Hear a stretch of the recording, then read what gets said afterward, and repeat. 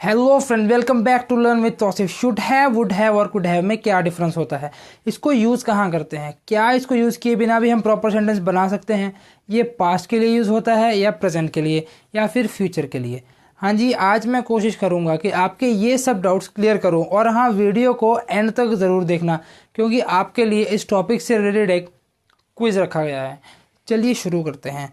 आप सब ने स्कूल और कॉलेज में एग्ज़ाम दिए होंगे। कई बार एग्ज़ाम में अच्छे मार्क्स आ जाते हैं और कई बार बुरे। जब बुरे मार्क्स आते हैं तो पेरेंट्स या टीचर्स कहते हैं कि तुम्हें और ज़्यादा पढ़ाई करनी चाहिए थी। इस सेंटेंस को ज़रा इंग्लिश में ट्रांसलेट कीजिए। इसको इंग्लिश में हम बोलेंगे यू शुड हैव स्टडीड मोर। तुम्हें और ज़्यादा पढ़ाई करनी चाहिए थी। यू शुड हैव स्टडीड मोर। ये बात सुनकर आप भी कहोगे कि हाँ, मुझे और ज़्यादा पढ़ाई करनी चाहिए थी। Yes, I should have studied more. आप सबने देखा, मैंने शुड हैव तो यूज़ किया मगर उसके साथ वर्ब की फर्स्ट फॉर्म नहीं बल्कि थर्ड फॉर्म यूज़ की। शुड प्लस वर्ब की थर्ड फॉर्म। अब अगर पेरेंट्स कहें कि अगर तुमने और ज़्यादा पढ़ाई की होती तो एग्ज़ाम्स में पास हो जाते। अब देखिए, ये सेंटेंस पहले वाले से अलग है तो यहाँ शुड हैव नहीं आएगा। तो फिर हम लोग इसे कैसे ट्रांसलेट करेंगे? इसको हम इंग्लिश में बोलेंगे if you had studied more you would have passed the exam. आप इसमें देखें कि मैंने इफ़ यू हैड के बाद वर्ब की थर्ड फॉर्म यूज़ की है क्योंकि हैज़, हैव और हैड के साथ हमेशा वर्ब की थर्ड फॉर्म ही यूज़ होती है। और मैंने वुड हैव के बाद भी थर्ड फॉर्म ही यूज़ की है क्योंकि इंग्लिश ग्रामर का यही रूल होता है। अगर आपके पेरेंट्स आपसे कहें कि तुम और पढ़ाई कर सकते थे पर तुमने नहीं की, यहाँ पर यूज़ होगा कुड हैव।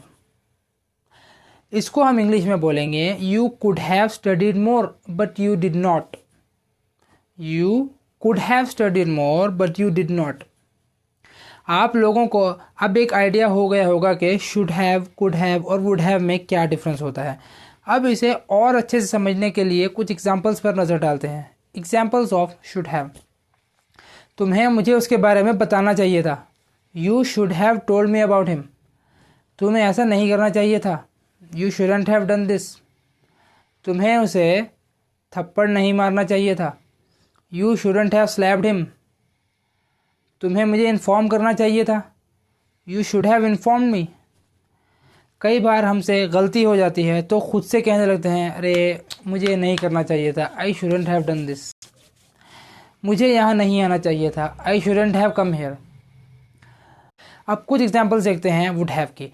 वुड हैव के सेंटेंसेस बनाने का तरीका है if plus had plus verb की थर्ड फॉर्म और वुड हैव प्लस वर्ब की थर्ड फॉर्म। अगर मैं फार्मेसी कॉलेज गया होता तो एक फार्मासिस्ट बन जाता। If I had gone to pharmacy college I would have become a pharmacist. अगर मैं जिम गया होता तो एक बॉडी बिल्डर बन जाता।